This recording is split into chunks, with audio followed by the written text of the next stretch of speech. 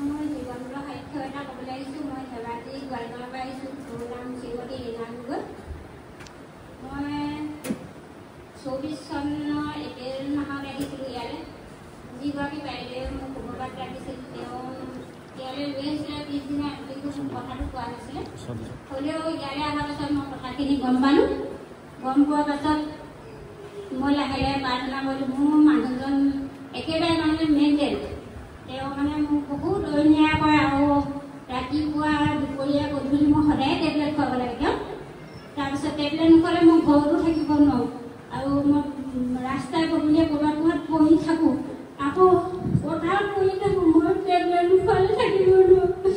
কিন্তু এতিয়া মই যেতিয়া ঈশ্বৰ পালোঁ, সেই ঈশ্বৰ লোৱাৰ পাছত মই মোৰ মানুহজন সুস্থ আছে। টেবলেট নাই খোৱাকৈ ৰাখিব পাৰিছোঁ আৰু লগতে মই এতিয়া যিমানখিনি সুখ পাইছোঁ সেইখিনি যেন ঈশ্বৰ মোক আৰু ধন্যবাদ কৰক, প্ৰশংসা হওক। মই ধন্যবাদ জনাইছোঁ।